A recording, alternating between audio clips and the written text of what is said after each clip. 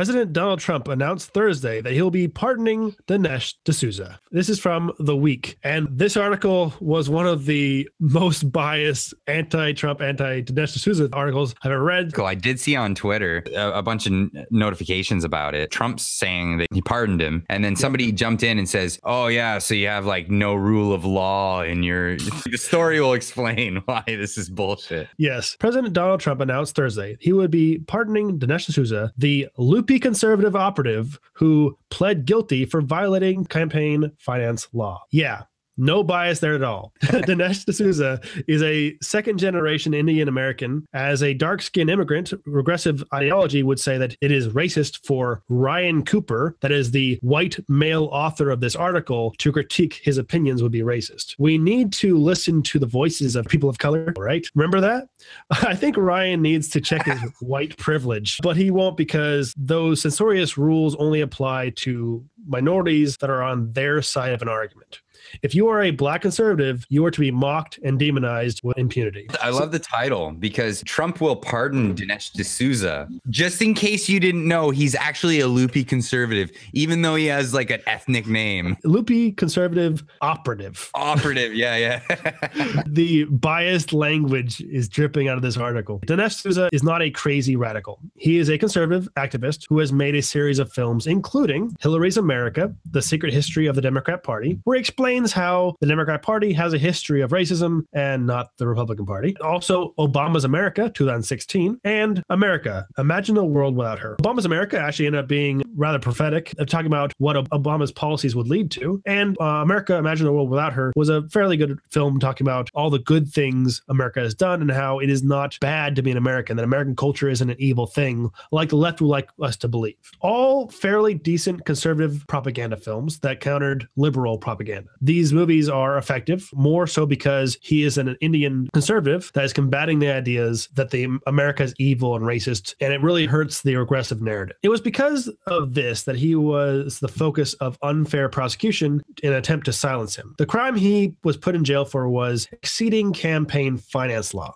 He gave $20,000 more money one time to one candidate that he reported and did not try to hide. He did not know he was breaking the law. He gave the money to a friend of his that was running for office. Ignorance of the law is not a defense. However, no one before him has ever been put in jail for doing what he has done. $20,000 is nothing compared to the cost of a campaign. He did not live in the state and did not stand to benefit any kind of business interaction within that state. The crime did not deserve jail time. So in my opinion, and that of many people, including Trump, that him being jailed was politically motivated. A caveat before we continue the story. He went to jail and he served his time for this sentence. He did. So the only thing being pardoned is his criminal record. Right. So if you believe what he did was so evil, he still served justice in your eyes. He still went to jail. And he's not going to get this money back. He's just going to no longer have it on his permanent record. That's what the author of this article is so upset about. Do they even include that? Because everything I've read on D'Souza's pardon omitted the fact that he actually served his time. Right. This article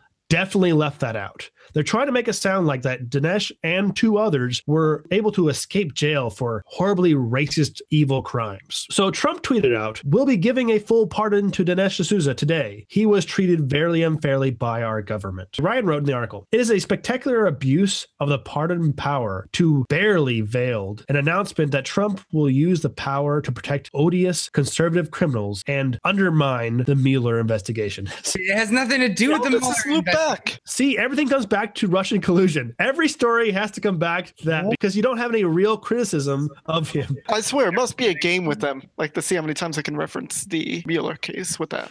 How can we link this to like Russian collusion? Write the article, sir. We'll pay you anything you need. Also, if he's going to pardon criminals like Dinesh, who gave too much money once, that is far better than the actual criminals that Obama released. Obama pardoned violent drug dealers and thieves, and even commuted the sentences of traitors like Bradley Manning and a terrorist like Lopez Rivera. Maybe it has to do with the Bradley Manning being a left-wing radical activist as well as being trans. I don't know. I don't seem to remember there being any articles speculating if Obama was planning on pardoning left-wingers. Do you? It's like serving time for not filling out the consensus form. Well, if you read through it, he went through all the legal mediums. He just paid too much. That was everything. He reported, he did everything legally. He just paid way too much. Even $20,000 isn't like way too much. For campaign money, that's pocket change. You'll use $20,000 in 5 minutes. $20,000 is nothing compared to the cost of a campaign. It's not way too much. His crime is a small error, a violation of policy that should not have resulted in jail because it was not related to any other crime or collusion of trying to do insider trading or anything like that. It wasn't trying to benefit from a law. He wasn't buying influence from someone. Yeah, like where's the motive? The motive is just to get a guy elected. Or the many murderers and rapists that the left-wing policies in California and other states that release thanks to sanctuary city laws. I think those are far more important. All those rapists and murders have been released by leftist policy. That's far more important than Trump releasing a non-violent criminal who broke campaign finance laws, who also has already served his sentence. He has caused a lot of damage. He did wreck Cenk Uygur in a debate. He did do that, but he hasn't killed anybody. I think Obama has released actual criminals, and sanctuary cities are all run by leftists, have released so many thousands of criminals that they have no leg to stand on when arguing against Trump pardoning sentences already served by people who committed non-violent crimes. The article continues. Dinesh D'Souza is best known today for being too weird for polite company and incredibly racist. Though his arguments and positions also have a strange tendency to flip around all over the place. As Alec Nicholas wrote, he got his start in politics with a deeply racist newspaper at Dartmouth. He's saying that this guy is deeply racist, so he only likes other Indians? I don't know how this is working because how their definition of racism is. He can't be racist, but somehow he is. Like even on the classic definition of racist, he would only like other Indians. Well, he could only like white people. Still preference towards one race. It'd be weird, but yeah, I guess so. Yeah, he's like totally white power and stuff, man. Like, is that you possible? You have to really despise yourself there. I think we've made it pretty clear that this article and its author make no sense. It makes the story, this entire article, funnier to read when you realize the person who wrote the article is completely milquetoast white, and he's talking about someone who's dark-skinned. It makes it funnier to me. It totally does, man. As Nicholas writes, he got his start in politics with a deeply racist newspaper at Dartmouth, and then with moldy oldie arguments about how slaves in antebellum South were treated pretty well. He got wide notoriety with one racist tirade after another against President Obama and blacks in general, leavened with stomach-churning fabrications about Obama's mother. Basically said a lot of facts about the antebellum South, and he said, like some people didn't have it so bad. They took the whole thing about the slaves not having it so bad out of context. In terms of slaves, they did not have it so bad. There's a reason why there's no Middle Eastern slaves left. They all got castrated. They're all dead. Well, and I think what Dinesh was kind of getting at was like not everybody lived the life of Kunta Kinte. They are taking things out of context. When you look at the context of what he was actually saying in those situations, talking about Obama's mother, he was talking about Obama's history and talking about his influences on what he believed. When he's talking about antebellum, he wasn't justifying any kind of racism toward black people or slavery. He was just saying that, like you said, not everyone lived the same life as a slave. And the last sentence here is like stomach churning fabrications about Obama's mother. No argument there. That's just like a word salad of ad hom. Like he doesn't actually say what Dinesh said. He just says, well, what Dinesh said was just abhorrent. I'm not even going to mention it in this article. It was the thing is, if they want to get him for being factually wrong,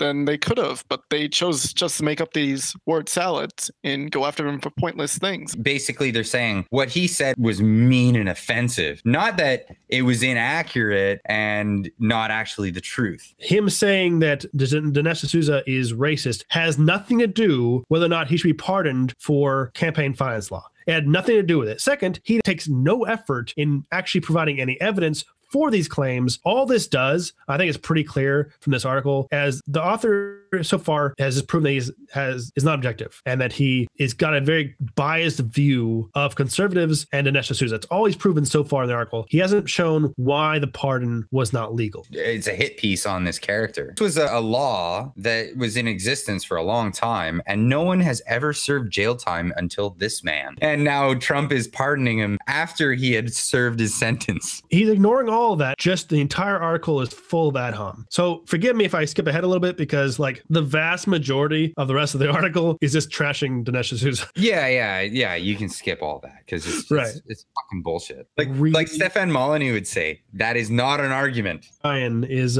really hates this dark skinned guy. He might have a problem. If you're on the left and you're a whitey, like super whitey like me, and you don't like a brown person, you're justified in the fact that they're conservative. Like they hate Ben Carson of all people. Oh yeah, they really hate him. Yeah, it's crazy. Like that guy is like, he should be like the poster child for the NAACP.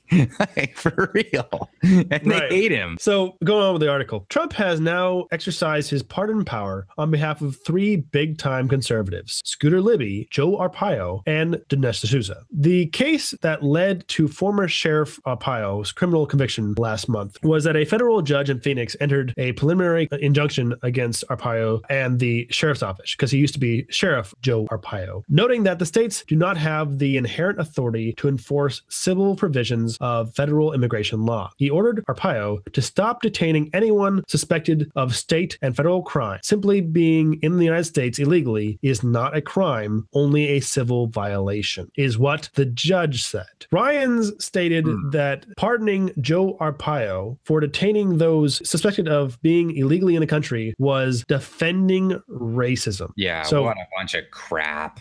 Right. I disagree. In fact, he was following the law. You can call it a violation all you want. And yes, it's not a crime to be in the country unlawfully. However, entry into the country unlawfully is a crime. Either way, simply being in the country is not a crime. However, how you got there is. Yeah. And Chupacabra, man, he took me and he I don't know what happened. He knocked me out, and then all of a sudden I wake up, I'm in East LA. That is a small, pointless distinction that people on the left like to make. So regardless of your misdirection of an argument, the police can arrest people for crimes and violations, okay? So the author of this article goes on to talk about the other pardons, and he's trying to say, well, Joe Arpaio and Scooter Libby are examples of how Donald Trump is further supporting racist conservatives and is trying to subvert the justice system. I want to point out, George Arpaio already served his sentence as well. And what he was put in jail for was enforcing the law, both federal and state law. There's nothing wrong with that. Then it goes on, he mentions Scooter Libby. So let's talk about him real quick. Scooter Libby was convicted on March 6th of 2007 on 4 counts of perjury and obstruction of justice related to the perjury and making false statements. He was acquitted of 1 count of making false statements. Libby was sentenced to 30 months in prison and $250,000 in fines. That's $250,000, my friends. There is a lot of debate over Libby's guilt. However, as I've stated before, the FBI's tactic of questioning people aggressively for hours and then not prosecuting them for committing a crime to which the investigation pertained to, but instead prosecuting them for saying something wrong by mistake, misremembering something or some date wrong. They were investigating him under the premise that he had released a secret operative's name, but she was no longer secret, so it was not a crime, and that's why they didn't prosecute him for that crime. Instead, they got him for saying something wrong about the way and what day he released that name. The FBI felt that they did not have a case because he admitted to releasing her name. If the FBI thought this was an actual crime they could prosecute him for, they would have charged him for that. Instead, they charged him for getting the day and the way he transmitted the name to the news agency wrong. And this is how they sort of got General Flynn. They caught him for that, and he didn't know that he was being questioned the way. The real crappy thing around the Flynn story was they didn't even record it. Basically, it's their own testimony that he said things inconsistently from this time to this time. So this is not a new tactic, and it's a tactic I've already said I disagree with. I say you put someone in jail for an actual crime they've committed and not the tactic where they try to trick them into saying something wrong about a non-crime. Maybe if they committed a crime and then lied about it and they're obstructing justice because they tried to prevent being charged with a crime they actually committed, then charge them with that. That's fine. But if there was no crime to start with, charge them with being wrong about the facts about a non-crime seems immoral to me. And that's why I think that was Trump's thought process on why he would pardon this person, by the way, who already served his time. Let's not forget that the whole idea of pardoning people after the fact, just so they don't have a criminal record, is actually a common practice. Not just with the executive branch and government, but like people apply for pardons a lot. Obama pardoned a lot of people. A lot of them were non-violent drug offenders. I wasn't opposed to those. I was opposed to the drug dealers who had used violence in the act of selling their drugs and controlling the territory, and then pardoning of Bradley Manning and also the terrorist that he also released. Those that were actual criminals who were violent criminals that he released. The drug users he pardoned, I'm fine with that. Here's my takeaway on the story, and by the way, that was the entirety of the guy's argument. So no argument. The article goes on to imply that if he's willing to release such horrible people, that he would be willing to prevent justice in these cases, that he'd also be willing to do more than that. Ryan suggests that this means that Trump is sending a message that he intends to obstruct justice in the Mueller investigation. This entire thing was trying to connect the pardoning of 3 people who had committed nonviolent crimes, who'd already served their time,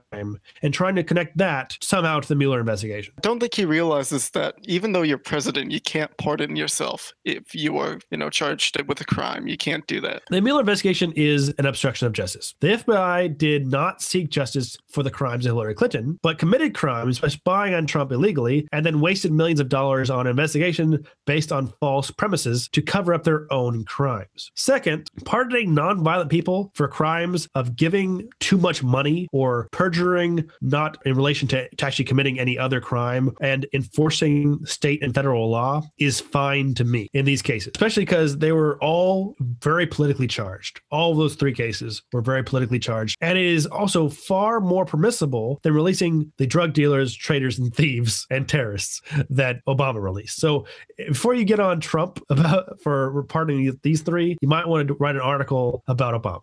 It's tragic. It really is that someone would name their child Scooter. I think I wouldn't want to be named Ryan Cooper right now because it's pretty embarrassing to have written this article. I hope you enjoyed the video, Cubs. This video was brought to you by Virtual Shield because YouTube is literally demonetizing all of my content, no matter how innocent it is. But also because I do use Virtual Shield to protect my IP and my anonymity. If that's important to you as well, and you currently don't have an IP masking service, please check out the link below.